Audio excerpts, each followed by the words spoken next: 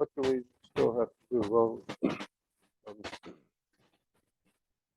we're in the middle of a calculation that bought very distance to get surjectivity and row of the algebra to predictions in the yes. Who's online? Oh! But how did I skip his name? Well, he couldn't have answered. At least, well, I guess he could have. But, so I just yeah. Well, I got a bit foggy around it. Thank you.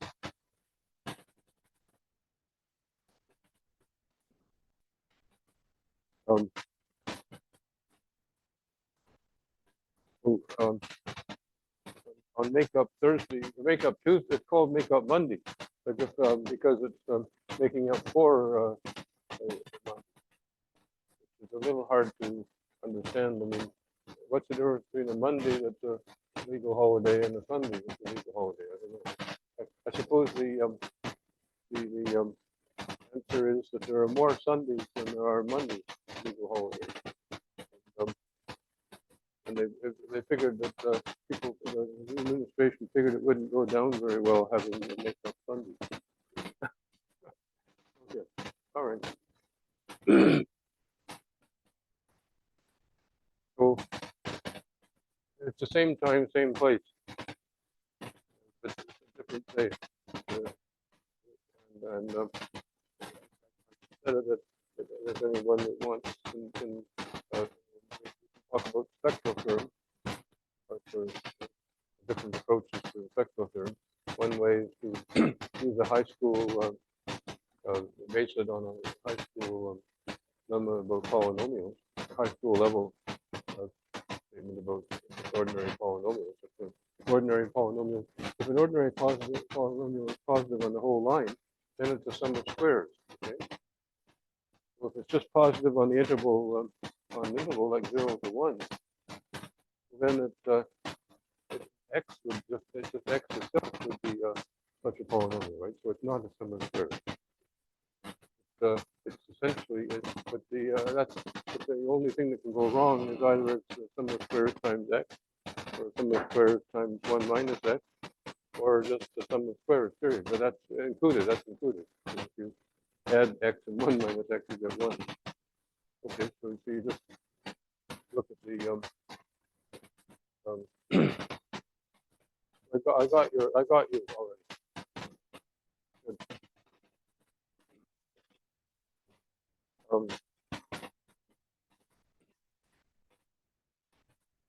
And the spectral theorem follows easily from that fact for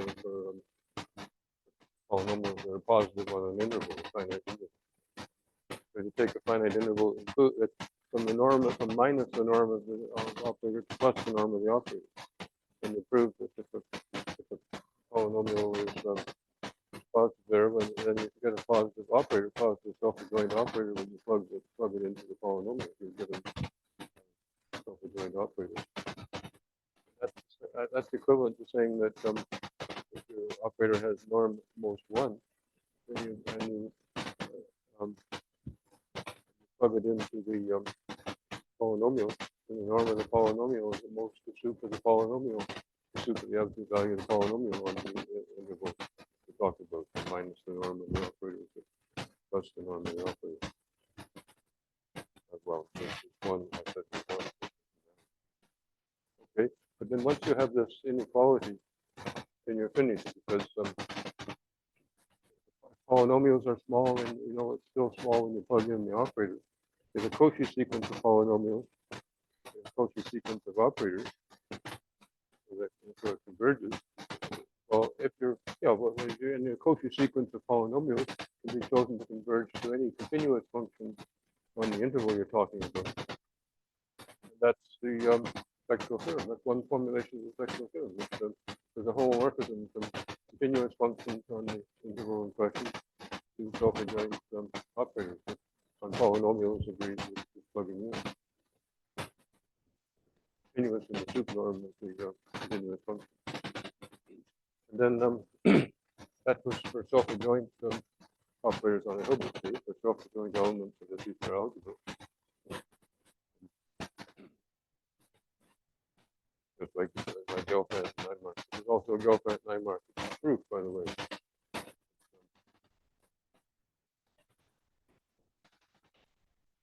There's another proof too, just as I've mentioned this already. By just using the finite dimensional case to prove that same inequality by using continuity, not norm continuity, but continuity and pointwise convergence operators on vectors. Strong operators called. Okay, but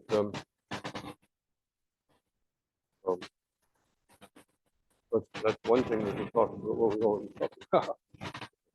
But, well, I figured that's a bit thin for a whole day. So something else I've always been wanting to talk about is AF by AF is AF. Extension of an AF algebra by AF algebra is AF. Ideal and the quotient are AF, and the big algebra is AF. Converse is also true. That's not such a or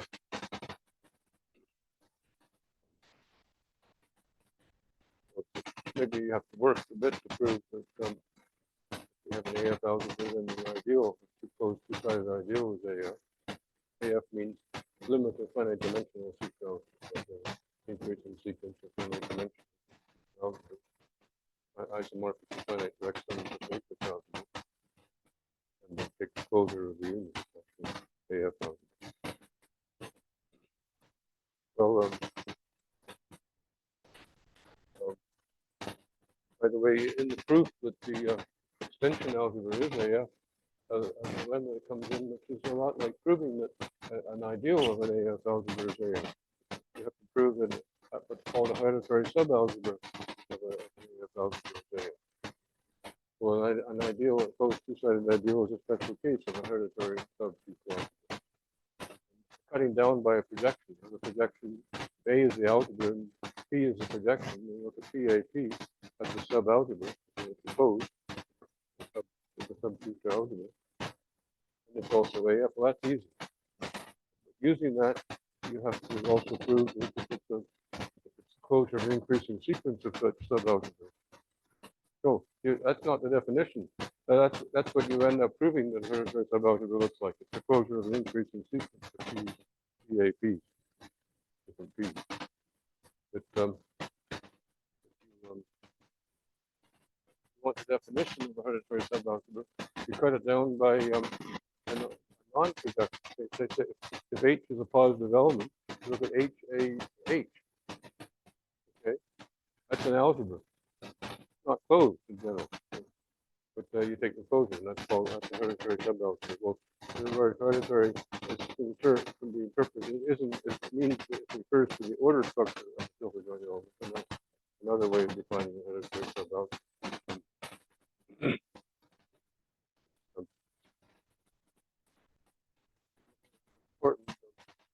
Quite important, the subalgebra.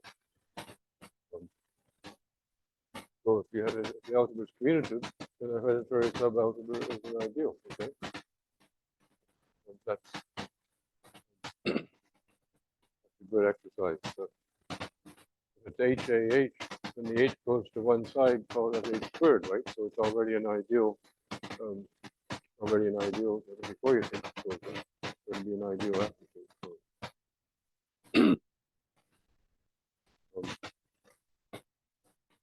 Well, okay, but it's that's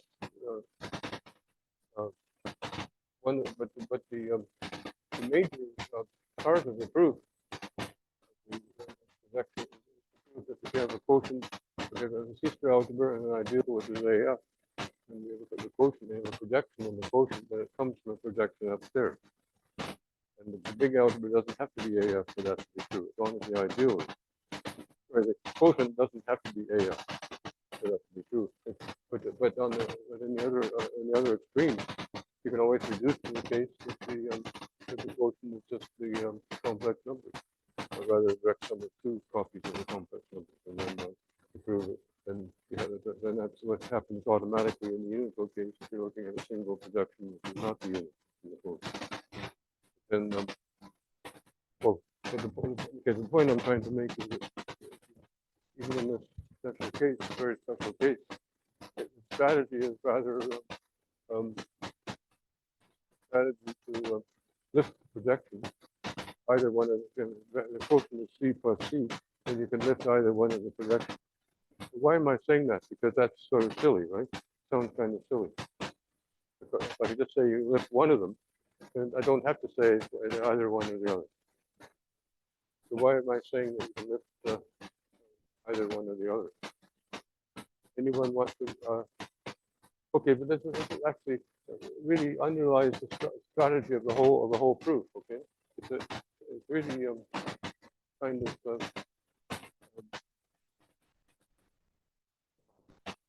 I don't think I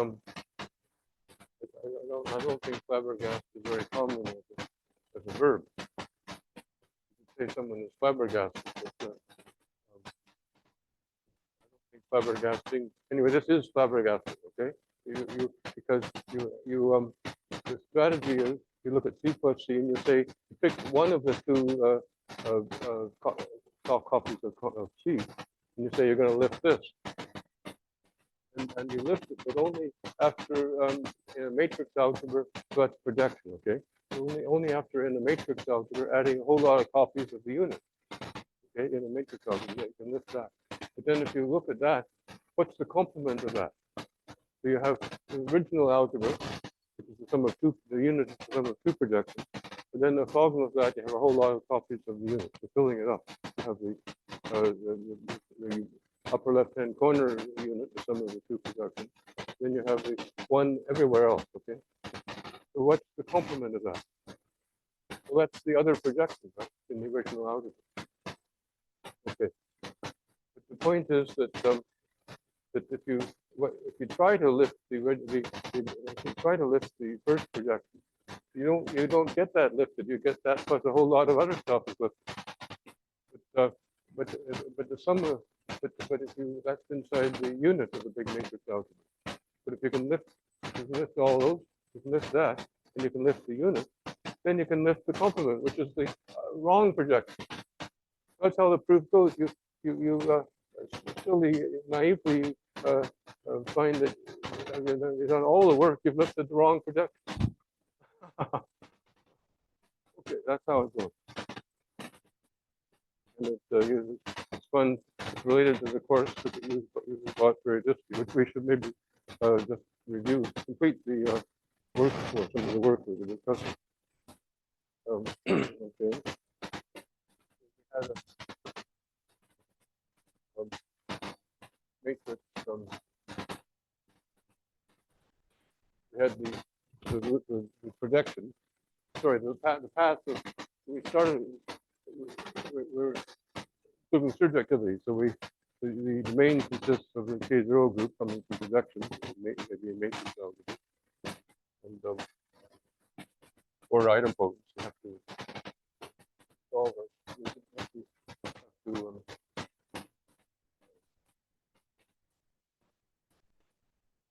have to happy with working with invertible elements rather than unitary. Okay, so this path, upper left-hand corner was our original path of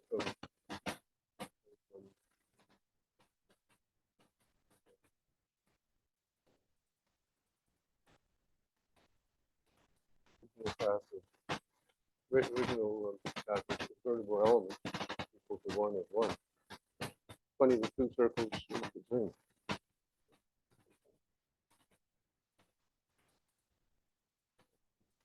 Then we approximate by trigonometric polynomial. Then we multiply through because we're mapping into a group. 0, A, mapping into K1. Well,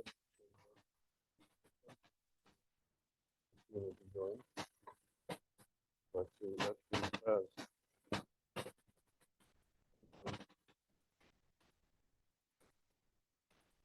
priori you just get a continuous curve. Well, you could make it unitary if you wanted. I mean, that's with the C-square algebra, that's one definition of K1. So, components of unitary, but it's the same as looking at connected components of invertible elements. In the Banach algebra, that's all makes sense. But if we don't have to consider the C-square algebra, we don't have to consider an arbitrary Banach algebra. It's enough to look at our C-square algebra and realize that the Banach algebra.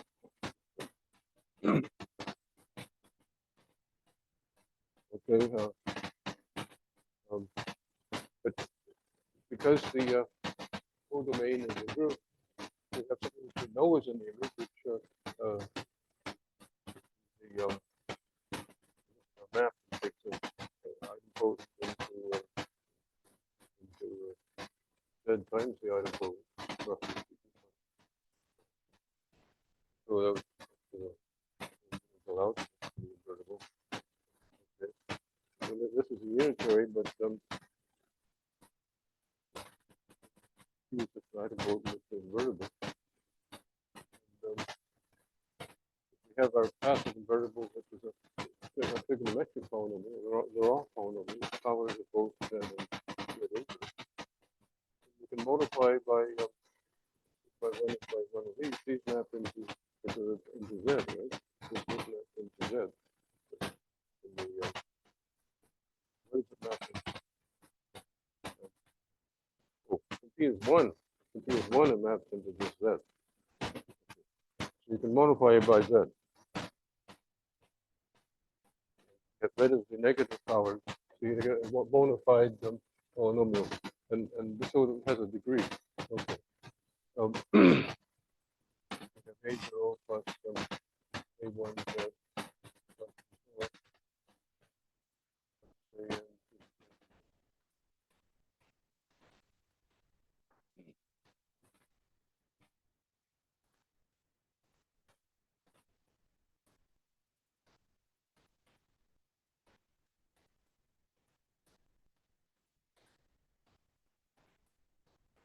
holograph. So it's like when they fairly recently they discovered a whole lot of trolls.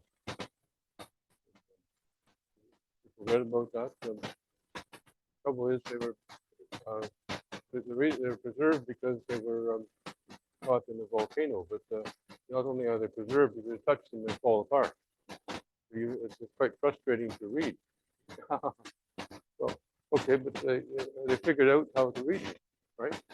You just give them, blast them with X-rays without bothering, just while they're rolled up. But then you have to apply some mathematics, I guess, to sort it out.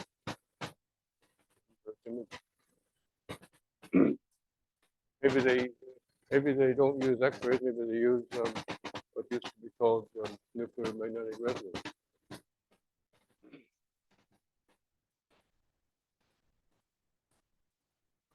Yes.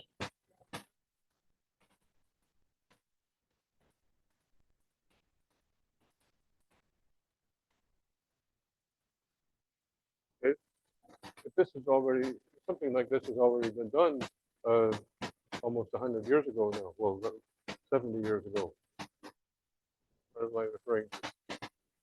Yes, I'm referring to, I've forgotten the name of the lady who didn't get the Nobel Prize. It's Watson and Crick. Yeah, thank you.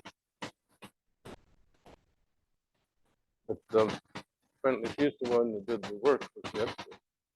That's the X-ray. Everyone has colleagues that they talk to.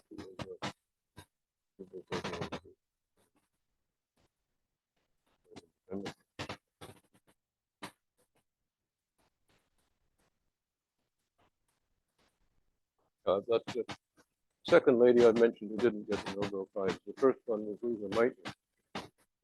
But Sarah, that one, her nephew didn't get it either. The one who actually proposed the word fission. I babysat for him once. Well, I grew up in the small town.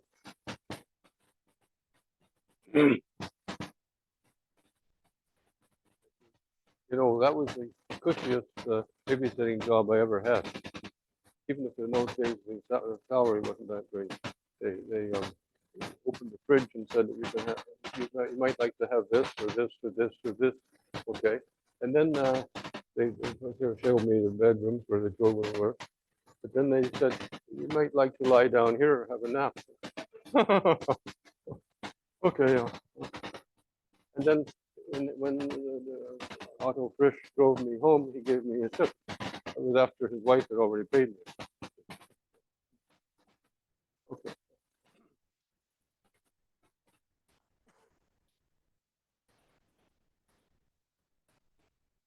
Well, I do think he was treated unfairly. Yeah. Okay. But as well as I am. Okay, so the idea is row reduction, right, and column reduction. And well, maybe we don't need to go through the calculations again. Rishi helped us with to actually end up with curves equal to 1 and 1. Every, maybe I won't do the calculations, but I can remember. I think I can remember the operation. Okay, so the first one was to multiply on the right.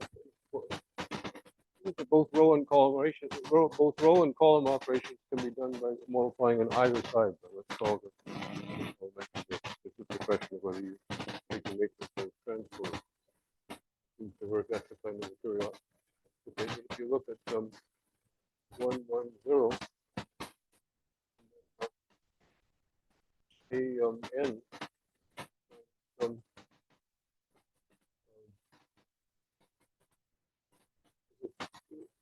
Well, I think what we want is z to the n minus 1, an opposite sign, so that equal to 1.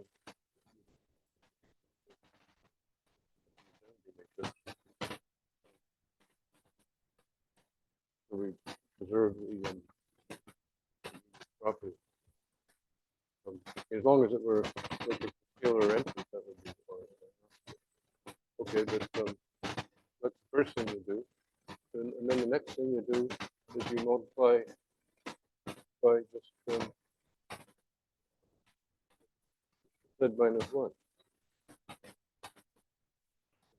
That's a column operation.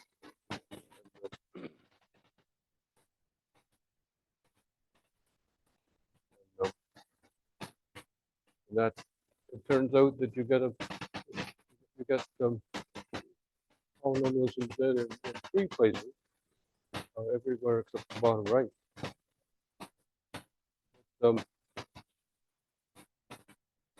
But you get zeros when z equals 1, so it turns out to still be identity because the new polynomial you get is of degree n minus 1, most n minus 1, but the coefficients are a bit screwball, but they still add up to the same thing.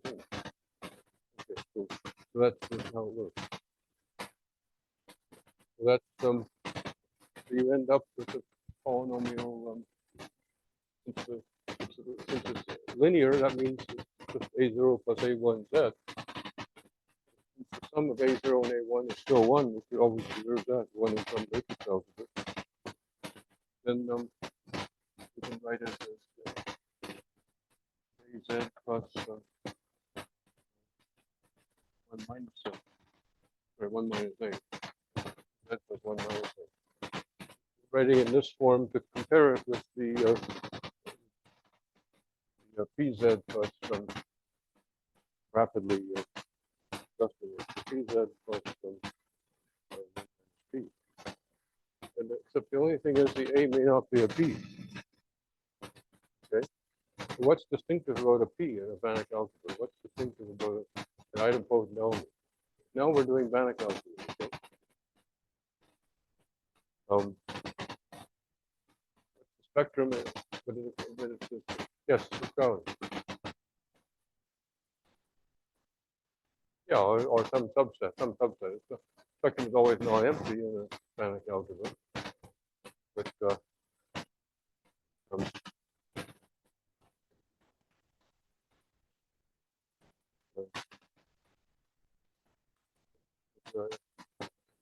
or typically if it's subset of 2-point set, it'll be both points. Well, now the idea is somehow to homotope the A to a P. Keeping this as being a path, what's distinctive about this is it's a path of invertible elements, right? For every Z, this is invertible. That's preserved all along the way. But you know, it's homotopy. That means equivalent, equal in K1 to what comes from from the uh, from the item post.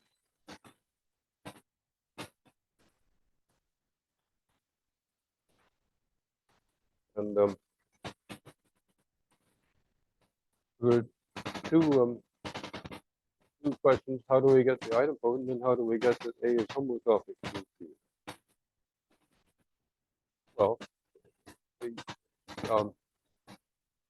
first things first. If you have a formula for the P, and if you're lucky, the formula makes sense for A, and if you connect A and P then by a linear path of elements, and the formula makes sense for everything in between, and it gives you a continuous or some perturbed version of the formula. You look at the formula, and you perturb the formula. So the formula which gives applied to this gives this, and then a slightly modified formula applied to this gives this. Well, a slightly modified formula applied to this gives this. Okay? Give a one parameter family of formulae, and applied to this, you get the same thing. And the other end of the path of formulae, you get something with a P, and then it's homotopic. That means the whole business is homotopic to the whole business. But then that means that it's pretty easy to see then that the A must be homotopic to the P. Do we even care? As long as P is idempotent and the path is homotopic to the path, that's all we need, right? Question? Yeah. Sorry.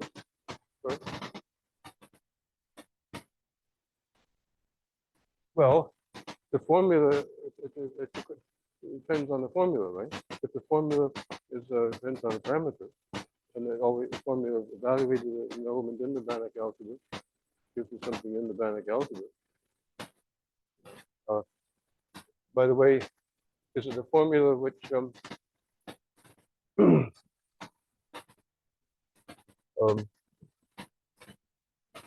I guess what I'm trying to do is be abstract, right? Be extremely abstract. Charlie, do you want to?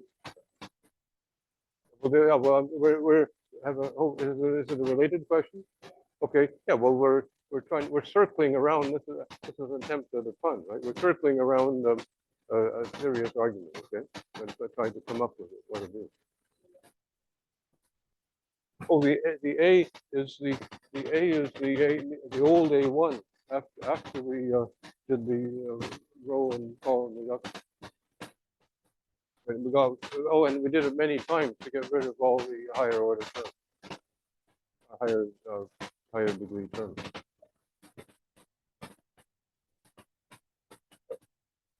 Sorry. Well, the A little, in fact, the algebra is A, right? Capital A. And so little a is typically an element of capital A. So it's from the very beginning,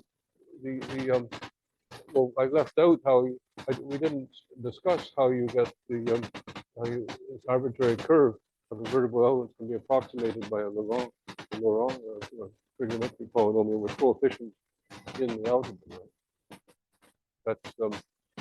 That uses the technique of partition of unity on the topological space, the interval, together with the fact the polynomials and so you get the coefficients with the continuous functions in the partition of unity. positive elements for some 1, positive functions for some 1. And those you would approximate them by polynomial. And then if it's and then when you add everything up, you have single polynomial. Yeah. So are you well? There's your original question, and sorry.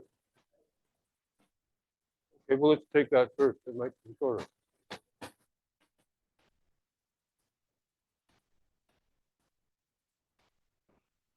Well, yeah, well, sure, yeah. The idea is that there's a certain formula you can apply to this, which will just give you back the same thing. But then there's that formula, you can put a parameter in, and you put a parameter in it, and it'll give you this instead. At the other end, it'll give you a whole 1 parameter family of things. Which homotopes along the way, all the curves along the way will be they'll have an a sub t. Will be a sub t. In the middle, you'll get a sub t then. Plus a sub t. The t goes from 0 to 1. So if t is 0, you get this. And if t is 1, you get something where p is radical. And then you're finished with that t. Because it's homotopy. So we basically just have to inspect the formula, right? And then check that it does the right thing. By the way, yes.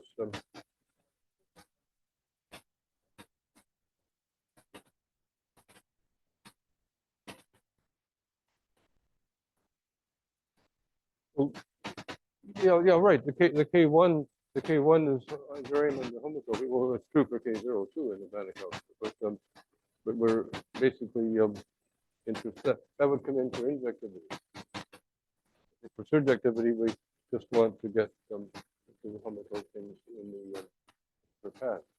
And we start with a given path of invertibles, and we want the homotopy in something that comes from the construction, which is what the last line is. So this almost this almost comes from the construction. You could say that you define K0 in terms of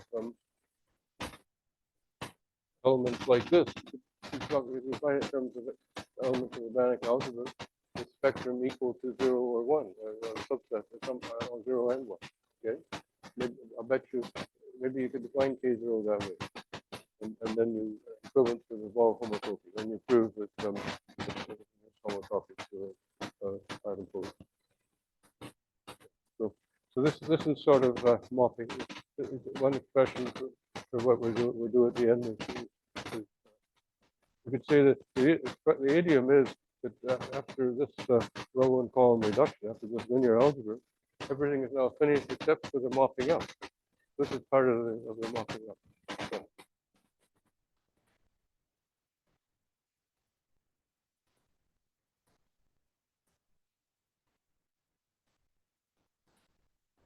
The t is just that's just the real number, the parameter. It's just saying that of course these questions won't arise when we write down the formula. We have to write down the formula because it'll be obvious what the parameter. It'll be a little more easier to say what the parameter means. But what I'm trying to do is I'm trying to paint a picture in people's minds, so I don't have to talk. I don't have to make a specific reference to the formula. How successful have I been so far? Well, Jack, you want to come back to your first question, or have I succeeded in making you forget it?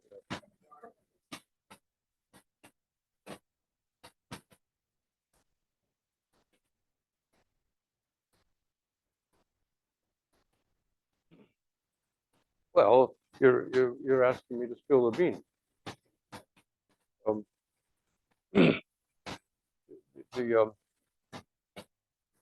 This could be an exercise that you have element A such that this becomes convertible.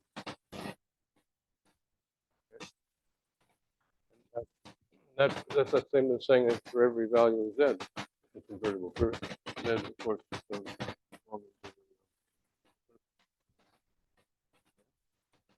every z in the circle, this expression in terms of a linear polynomial with coefficients in the algebra. It's an invertible element of the algebra. And this is supposed to imply, who was it who guessed that the spectrum was had to be 0 or 1? Is that you, Charlie? Yeah. What made you think that? I mean, if conceivably I have let things drop either today or another day, or you've opened the book, which is not a bad thing to do sometimes, occasionally. Right? Oh, good. Okay. Additional instructions go either just or it's at least well.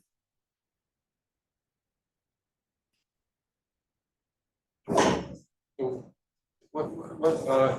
by the way, even if A is just a complex number, suppose A is a lambda, which is a complex number, and that already is a statement, okay? And it's a statement which should be elementary. This is invertible, it's non-zero for every z on the circle, okay? So the question is, what does that say in terms of lambda? What condition is that? What does that say for lambda in elementary terms? Is 0, 1. And so you have to solve for when it is equal to 0. And then the, yes. It seems like the condition that AZ plus 1 minus A is invertible is equivalent to the condition that A minus the inverse of Z minus 1. Kind of like, cut the plane like down a particular line. Okay, well, what's that line? What's the line? Yes, it's the function 1 over Z minus 1 on the yeah, look, it's the simplest possible line that would separate 0 and 1, right? What's the simplest possible line? Vertical line separating 0 and 1. Well, this is the line, okay? No, but that's very good thinking. I mean, the idea that a kinetic algebra property revolves around a property of a complex plane, simple property of a complex plane. That's fixes while they're wrap your mind around. And if you can start to do it, then is everyone happy with that? It's the real part equal to 1/2. That's the if you have a complex number, then it's 0 for some z. It's 0 for some z on the circle, if and only if it lies on this line.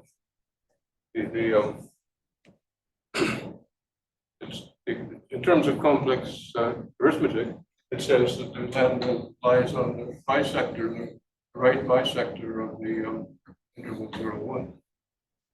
Good.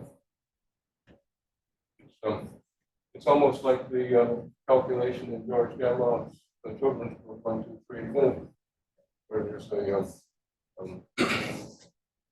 a map to a treasure which depends on orienting yourself at a certain point with respect to a gallows. Such a long time when you got there, it was such a long time since it had been used there anymore. Then he remembered his complex variables, and because of a 90-degree rotations in arithmetic, and he found in arithmetic showed it didn't matter where the structure was. Pointed, gave him exactly the directions to the. Hold on. my high school English teacher said the story with some suspense at the end. So I won't say that the teacher got there first.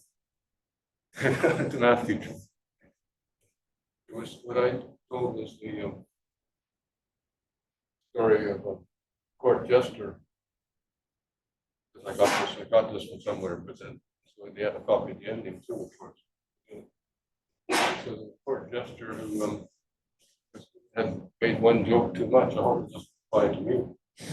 But he was sentenced to be hung, to be hanged, and the very end a reprieve came through, okay, from the king. So he couldn't resist. No news is good news. Okay, so the English teacher said I couldn't. I won't.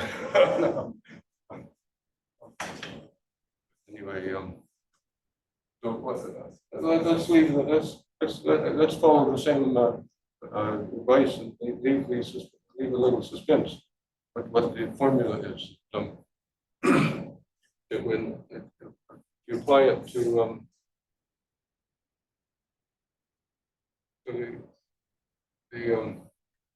I guess the formula is something that's applied to the A. Okay, formula is something that's applied to the A. And AT is exactly what you get from applying the formula for A.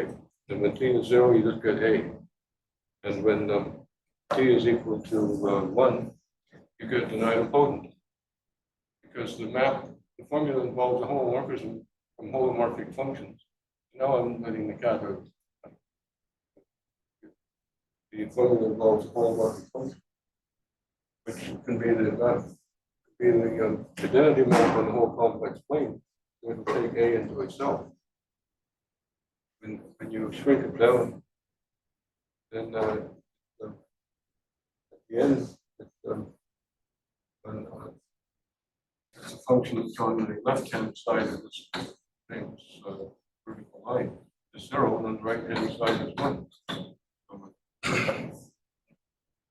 And the one thing the homomorphic functional calculus does is preserve that on the spectrum. They apply it to a finite algebra element. It has to be holomorphic in an open set containing the spectrum of the element.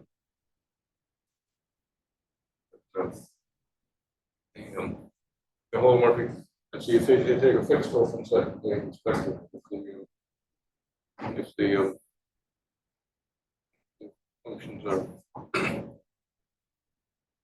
defined on that, and if they're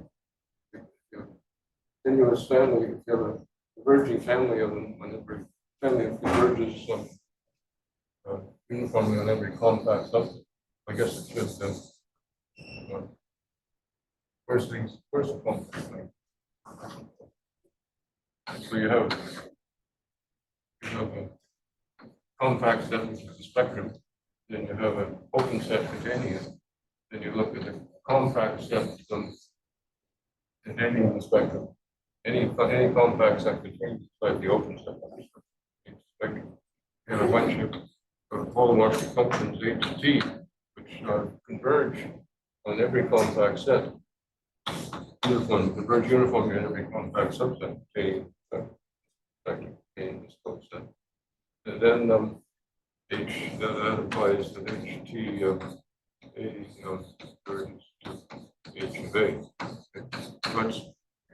That's the homotopy part. And H0 is supposed to be just the identity map. And H1 is the discontinuous function, but it's holomorphic in the complement of the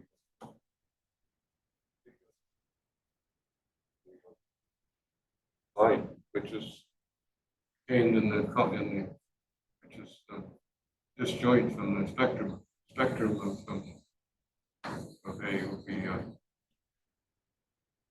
disjoint from this vertical line. That's conditions. Okay, so that's maybe you want to look at the formula and see how it depends on T. Okay, well, what else?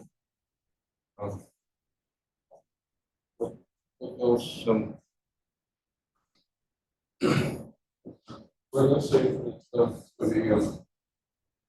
foreseeable future, that's not very risky. I guess we didn't finish looking at the 6-term exact sequence. We didn't check exactness of all the stages. There's some maybe some the definition of the index map.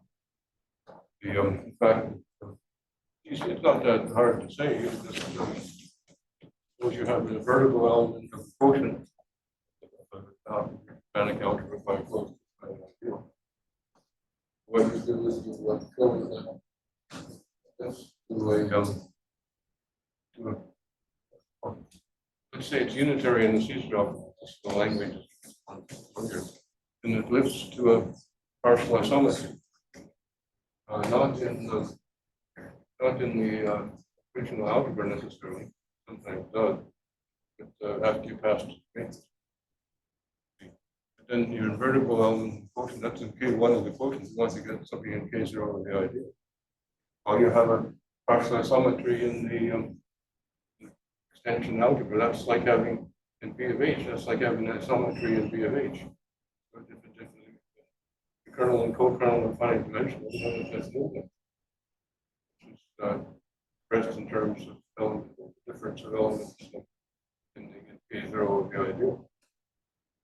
So a single element K0 ideal, that's really better. So you have to show that the map is defined at the level of groups, K groups, and gives you exactness on either side. Right. That's one thing we should look at. Also, there was a lemma. We needed to talk about half exactness of K0 function. K0 of the large algebra. And, something in it that maps into 0 and K0 of the quotient. Something in K0 of the big algebra maps into 0 and K0 of the quotient. Does it come from something in K0 of the ideal? Well, we wanted to know one thing that I just stated was true, was if you have don't have to talk about ideal quotient. You have two projections in a C-star algebra, and if they're Riemann equivalent, then in fact you go to matrices, they're unitarily equivalent. And not only that, if you go to larger matrices, they're unitarily equivalent by a unitary that's connected by a path to the identity. So if it is in a quotient, that unitary would lift. Okay, this is what you use in the exactness, half exactness. Okay, but it's fairly easy. The second step is quite easy. You have any unitary that comes up and defining the index map too. The unitary maybe passes 2 by 2 right here. The combined unitary is in the connected component of the identity. And in the that lifts to a unitary upstairs, and that unitary upstairs, if you cut it down to the upper left-hand corner of the projection, it gives you a partial isometry. So that's the definition of the index map. That's how you prove that it exists. Yeah, I said it's true. I just said it's true that every unitary lifts to a partial isometry in the matrix algebra. But you have to find it. Okay? Now, in the book, they give you a special one. But, well, that's what I just mentioned now. But it doesn't matter which one it is. That's a little more, well, I shouldn't say it because the book you mentioned suggested this, but I think it's a little more relevant. If you, the definition doesn't depend on a particular construction of the partial isometry.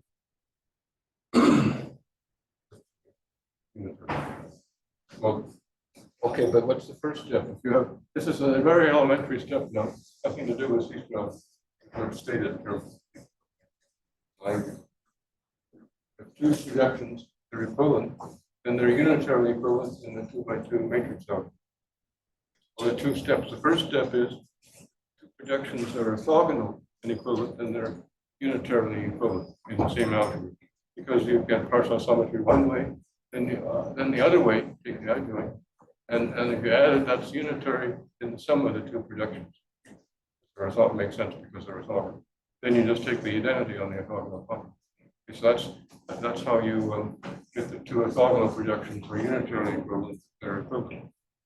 But now, suppose you have 2 projections, 2 arbitrary projections that are just very fundamentally equivalent. Put them in the upper left-hand corner. Take one of them, lift it up, and put it down in the lower right-hand corner, and that's unitarily equivalent because you just flip. Okay. Okay. So, but now these ones these are orthogonal now, so they are unitarily equivalent. So 2 times unitary equivalence is unitary equivalence. Okay, that's how it works. So maybe that's it for today.